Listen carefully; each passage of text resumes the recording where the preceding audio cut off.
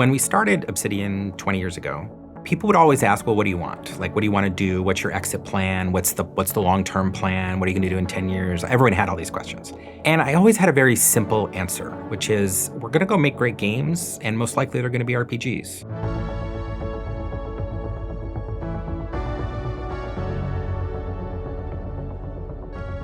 So in 2003, I had been working with Fergus Urquhart at a studio called Black Isle Studios, which was actually a division of Interplay Productions. And we made a bunch of very successful role-playing games there, but it was pretty clear that Interplay as a business was just not really functioning very well anymore. At some point, we lost the Dungeons & Dragons license during development of Baldur's Gate 3. And at that point, we were looking at sort of the future and how things were going at Interplay and decided it may be time to try to start our own thing. Interplay lost the license.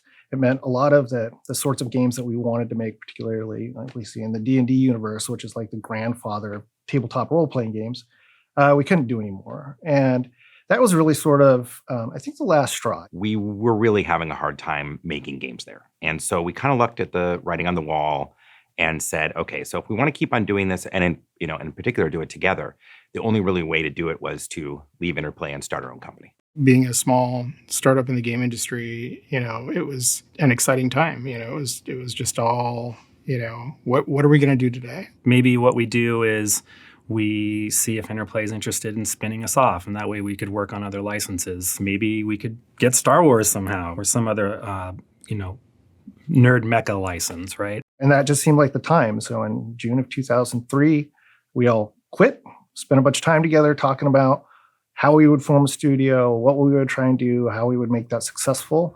And out of that, Obsidian Entertainment was born. But when we started the studio, the best price we could get for square footage in an office was free. And that was because it was my attic. It was weird to come to his house for work. So Fergus had a 3-story house, and the 3rd story was where we were all working. I bought a house. It was me and my wife's first house. And one of the weird options was to put a finished attic on, which was 450 square feet of space. So we thought, well, here's 450 square feet that no one has to spend any money on.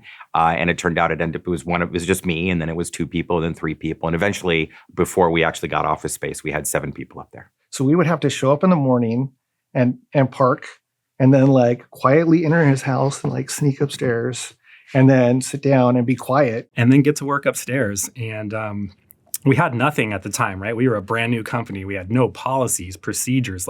How do we do things? How do we buy things? One of the first things we did is hopped in my Ford Explorer, drove to Costco, bought folding tables and the cheapest office chairs we could, and built all of our furniture to go up in Fergus's attic. We all kind of claimed our, this is my wall, and this is where I'm going to sit under this window. And Fergus kept his desk where it was. And then we just started setting stuff up. This was in the day before, very svelte LED, LCD screens. And we had giant 27-inch monitors creating a ton of heat. We even had to, we wanted to have a network. And so we even had to have, loud servers and loud switches, all while my wife was about 8.5 months pregnant. And it was great because we needed a place to work initially. It's not like you can run out tomorrow and just rent office space, when you don't have any money and there's no income coming in. And so the fact that he had that space for us to use was awesome. And it was just a cool environment for us. We were all, just in one room together, kind of trying to fit wherever we could, add a table, folding table here or there. And just, it was a little chaotic, but it was a neat experience.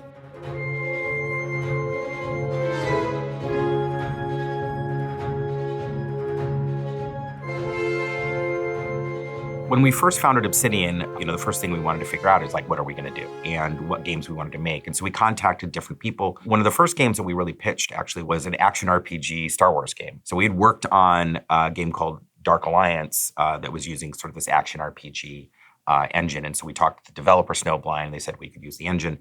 And then we pitched LucasArts on this idea. And they were interested, but they didn't seem like they were incredibly interested. But then what happened is Simon Jeffrey, who was running LucasArts at the time, figured out that BioWare was not interested in continuing to work on the Knights of the Old Republic series. And he knew we knew their technology and that we wanted a deal because we were starting a studio. And he put 2 and 2 together, and out of that came Knights of the Old Republic 2. When we first got the KOTOR 2 contract, we didn't really know what we were even getting into. We hadn't actually played the game yet. BioWare is kind enough to send 2 engineers down to our studio. And these guys show up and we're like, okay, well, our studio is actually Fergus's attic. So we take these 2 guys up to the attic and literally just have them work there for the afternoon. It was just hilarious to have these 2 guys fly down. They were obviously used to working in an office building. They were a legitimate company. They had all the things. With a ton of people working on these like very highly respected games. And they're taking their code base and dropping it off in like some dude's attic. And we always thought that that was hilariously funny because they just looked puzzled the whole time they were doing it, which was fantastic for me. I thought it was hilarious. Everybody, well, at least all the Obsidianites thought it was hilarious. So initially, like when we started working on KOTOR 2, BioWare was still trying to finish KOTOR 1. So in those early days, it was a lot of just discovery of how are they building this game. Development on KOTOR was about 14 months for the KOTOR 2, I should say, is about 14 months from the time that we signed to the time that we shipped the Xbox version. And for me, I was the producer on the title. And back then, that basically meant that I was the manager for the entire team, like sort of like the project lead. And the team, I think, probably maxed out in the low 30s, maybe about 32 people or something like that. But it was very, very busy for me. I knew that going into it, we're not just starting a studio, we're also making our first game. We have to do everything, as cheaply as possible and as efficiently as possible. And so for me, that meant a slow week for me was probably working like 60 hours. Busy week was probably more like 80 or 90 hours. It was challenging. There were some surprises there too. We were starting this new small company. And I think at the time we only were expecting to have, 3 or 4 programmers total. That seemed kind of daunting at the time. So I kind of sat down and through a lot of trial and error, figured out how I could automate that process and get it to the point where we were building the game nightly so that every day we had a fresh build. And so I've worked on a lot of games that had a lot of cool things in them and sometimes had rough edges, right? And KOTOR 2 was our first project. The time was a bit compressed, but ultimately I'm super proud of the game and having the ability to have worked at the company that produced it ultimately. The game came out great, so not as great as I would have liked. Would have liked it if it had a little bit more time to cook. But it was worth it. It was cool.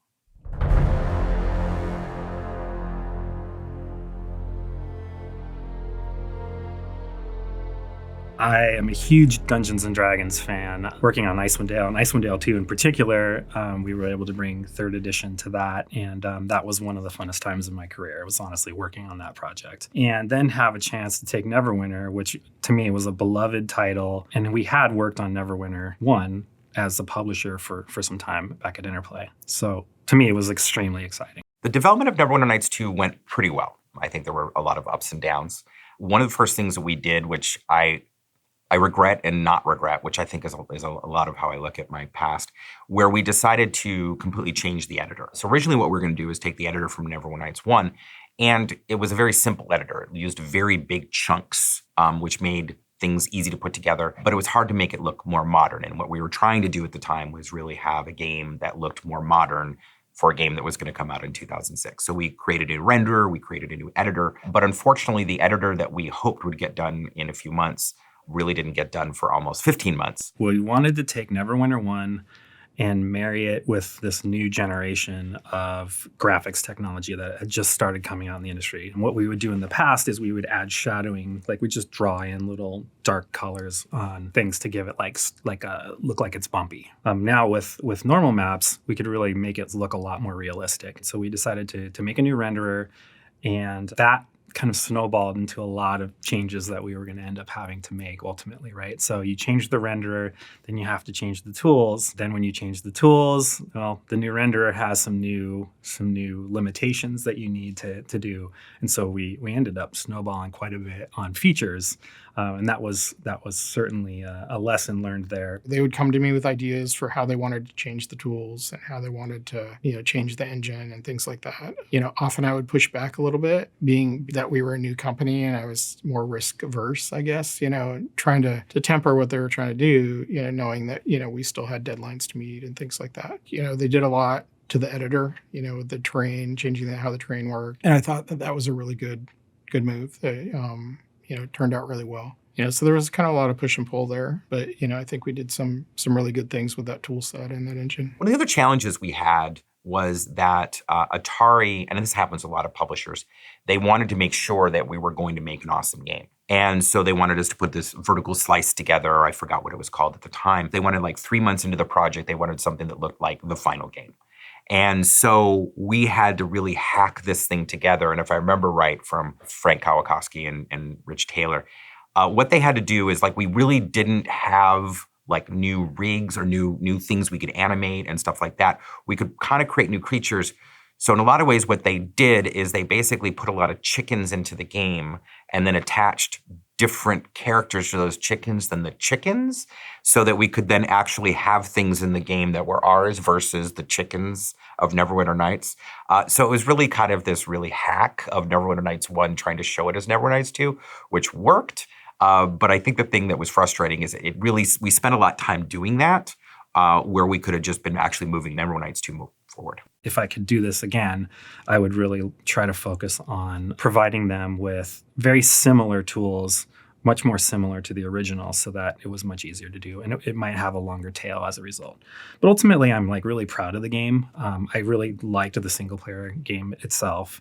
And we continue to work on the tools and update them and ship them out. And I know some people still even play it to this day. The one benefit of us doing a new graphics engine and particularly editor in Neverwinter Nights 2, it really gave us a lot more flexibility as we looked at what we're going to do after the main game comes out. So I think with Mask of the Betrayer and Storm is Here, what those games became, particularly Mask of the Betrayer, but I think Storm is Here is really underrated, that they were able to be more. They would be able to more like full games in themselves that felt differently than the core game, only because of all the work we had done with the editor and the rest of the tools.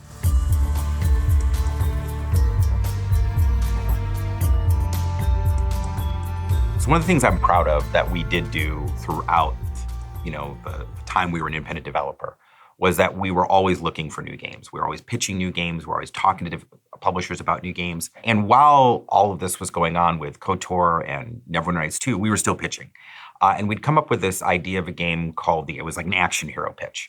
Chris Jones actually was really into it. When Fergus and I were out at lunch one day and just talking about games and different ideas for what we could do, kind of thinking back to my old tabletop role-playing games and when I played Top Secret, and thought, why don't we do something like that? A more mission-based, spy RPG like Bourne Identity or something like that. We started talking to a lot of different people. Weirdly, at the time, Simon Jeffrey, who had signed us up at LucasArts, was now running Sega development, or all of Sega of America. And so we pitched this game, and it made sense in our heads, and it was a cool pitch, and everybody got it. I personally hated this pitch. It was something that I thought just didn't make sense. It wasn't in our wheelhouse. There wasn't a good game that I could look at that I thought like, oh, that's kind of relevant. We can sort of apply this, There's all these movies that made perfect sense and I thought were fantastic, but there was nothing really in the role-playing space that really fit really well, in my opinion. And so I wasn't a huge fan of that pitch.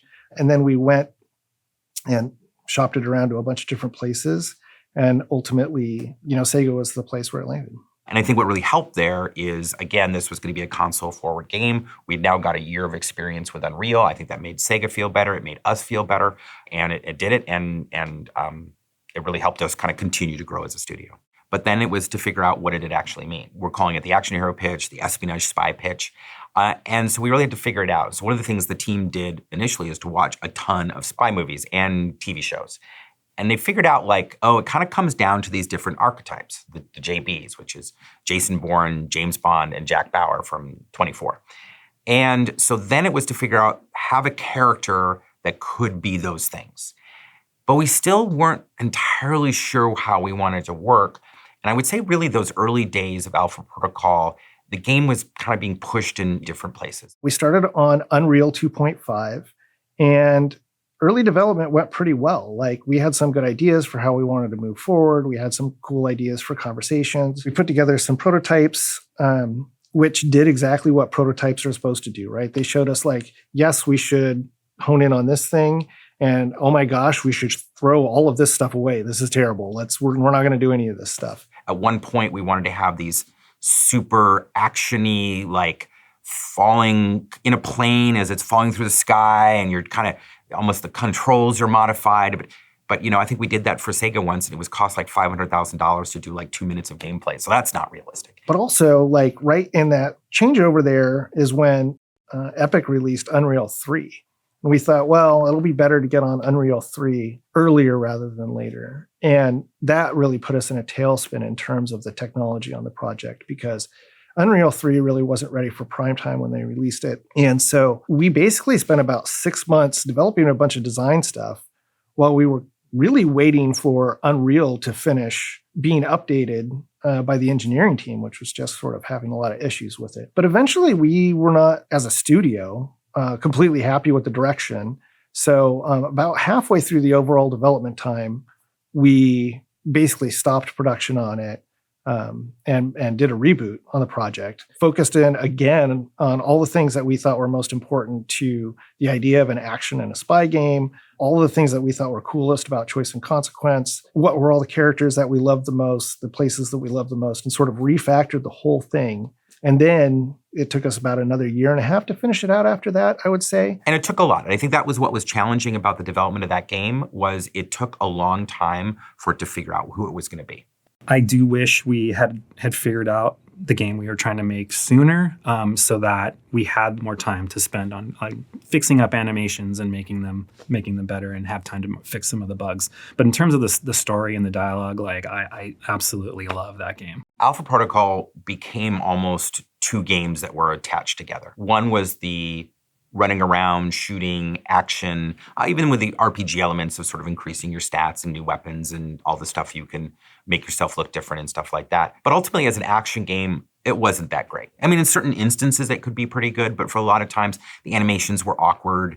It didn't do the job the way that we should have been able to do for that part of the game. But it was tied to this other game, which was, it's like a reactivity engine.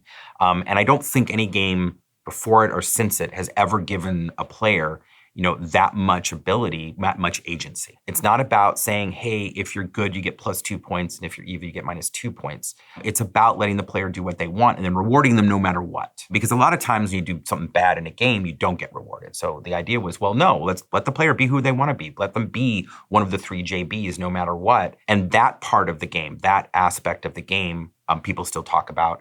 And it's really interesting, a game that in essence, in some ways, was not a great game, or an aspect of it wasn't great. But because the other part of it was so awesome, people just remember it fondly and always talk about it. It's still today, I wish we could make a sequel. I would absolutely love to work on it in some way. I love the concept. I love the campiness of it. I love that it has like bits of James Bond and Jason Bourne and Mission Impossible, but not any of those in particular, if that makes any sense. It's just the modern day spy RPG, I think, is still like a really cool thing that we can still do really great stuff now, especially after all the things that we've learned over the years. In the end, I'm really happy with how AP turned out, because while it was really hard to get there, we learned a lot of stuff and we created something that still is, I think, pretty unique. It's still a remarkable role-playing game for all of the choice and consequence you have and all the sort of cool characters and setting-specific elements that just make it a really unique experience.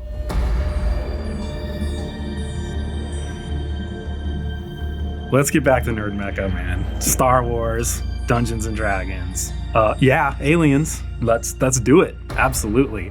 I was really excited too, because Josh Sawyer, our creative director, was super passionate about the project. When working with Josh, he just brings this level of excitement that it's hard to beat. It's infectious. It's really hard not to just get excited about it. Aliens was a sci-fi role-playing game set in the Aliens intellectual property, and it was fairly action-based. And it was a third-person game where you were constantly going around by yourself with 2 companions from a cast of about 16 people total.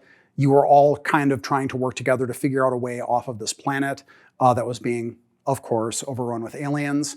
And it was using Obsidian's internal technology, Onyx. So if you are familiar with Aliens Fireteam, I was actually quite pleased when I saw how Fireteam turned out, because the gameplay looked like a nicer version of what we were going for with Aliens Crucible. When we were negotiating with Sega over the Aliens project, Sega was willing to give us a little bit of extra time and extra money to develop the tech alongside the game. When working on Aliens, what I was really trying to accomplish was to show that you could make a role-playing game in a setting that wasn't very traditional for a role-playing game. I really thought that the Aliens franchise thrived on the idea of the interpersonal relationships between characters, and I thought that was really what, in the best of Obsidian role-playing games, that's what's at the heart of the experience. I thought that we could show that you could have something that was action-based, that had a really cool sense of horror with it, but also was ultimately a role-playing game where you made decisions and you had these very meaningful interactions with the people around you. But that's when we started to kind of run into other problems. So one of the cool things about Aliens is, of course, the aliens. But having aliens run around in games is super hard. And we worked on that and worked on it and worked on it and worked on it. And so not only we were trying to figure out something really hard, which was getting something to look lifelike and real, like an alien running around in the world, we were also building our own engine at the time. You can't just write an engine in a vacuum. You need some goals and you need some things you're trying to accomplish with it. So in that sense, I think, it was good that we were developing Aliens alongside the tech. We were confident that, we could make the game look good. So we weren't focusing on that side of things. We were focusing on, the mechanics of the game and our tools pipeline and things like that. So what we were delivering as milestones to Sega never really looked that good because we were focused on functionality first. The people at Sega seemed to struggle to understand that, that was just part of our process. And so they started to get a little wary as to where the game was going to end up. They couldn't see where it was going to, visually where it was going to be. We weren't doing as good a job as we could have of figuring out how to have everything fit together, literally how we could have our tile sets, our pieces of space stations and installations fit together in such a way that it was easier for the aliens and your character and everyone to kind of walk around them. So all throughout 2008, we were really trying to figure out how to get Aliens back on track. And we really were getting there. Like, we had actually come up with a new tool system that actually would make it more reliable on how all that stuff would work. And we'd actually gotten a lot of the gunplay stuff work, the lighting stuff, the new lighting stuff that we created in the engine was working. We really kind of started to understand what that issue was. And so then we took a milestone and built something that we were like, oh, here, what do you think about this? And focused on the visuals. People often call them in the industry the miracle milestones, in which suddenly the game actually comes together and it looks, and we had that, right? And it was literally, I was like, oh my God, that, it was so great to see that we'd put it together. And then we delivered it to our publisher, to Sega. And I remember having a conversation with Jez, the technical director there. He goes, this looks amazing. Why haven't we seen this before? And I was just like, well, we always knew this is what it would be. We just weren't focusing on delivering this, at this point in time. And kind of what we didn't know was probably starting 3 or 4 months before that, they were already really down the road that they were going to cancel the game. When Aliens was terminated, I was working on Alpha Protocol, and that was my project. And that was surprising to me because I actually thought that Aliens had a better direction. I thought it was more focused. I thought that was the project where we had a better plan going forward. Because even though I knew AP was going to be good, I just couldn't understand Sega's thought process on that. That was probably the worst day of my career, was when Aliens got canceled. I was working on that game for 2.5 years and putting, everything into it that I possibly could put into it. And it was devastating to not only the studio, but the team, everyone's personal lives. It was a sad moment. And everyone was just in shock after that. And it was probably one of the worst. They're all bad, right? Because you're put in the situation of you don't have a team you can pay for anymore. But this one is particularly bad because it felt like we had a team that was elated that they had actually figured it out and it was moving forward and it was looking good, and just suddenly we're not doing it anymore. And on top of it, it meant that we couldn't keep all the people at the studio and we had to do layoffs. Having to let somebody go is literally the worst thing as a manager, because their passion, their commitment, the amount of work that they put in. It is literally the most disappointing thing. And you always wonder, what could I have done? What could I have said at certain points? How can I be there to help them? Well, anytime we've had a termination, it's been hard. Basically, the company failed the individual, and they're paying the price for it. And you're the person who's delivering that news to them.